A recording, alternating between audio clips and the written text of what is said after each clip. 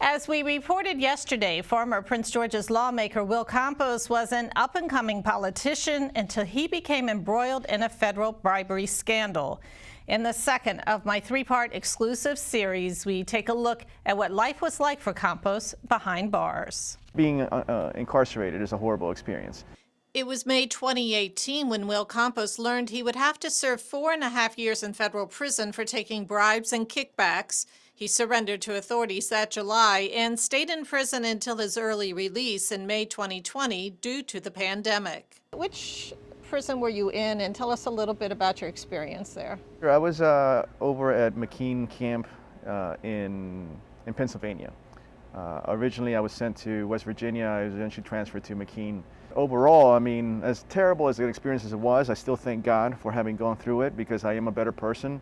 Campos says he was able to do a lot of self-reflection while behind bars. I did a lot of reading. That's one of the things that I definitely, once you're in prison, you can decide to do two things. You can enhance yourself or you can go the other route.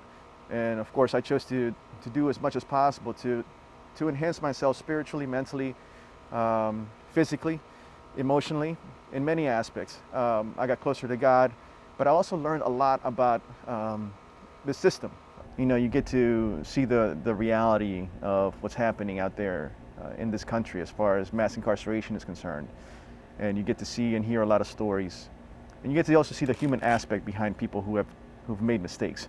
Campos remains under house arrest. Is it a home detention, like you have to wear an ankle bracelet or anything? So yeah, I'm on home confinement. I have to wear a bracelet.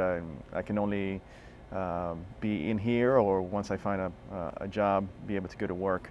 I can ask for permission to do different things, such as go to the grocery store, for example, to buy groceries and things along those lines. But specifically, we got a call a couple of weeks ago because of the rising cases of COVID-19 that they're even limiting that. So for the most part, I'm stuck at home. In tomorrow's final segment of the series, Campos discusses his future plans.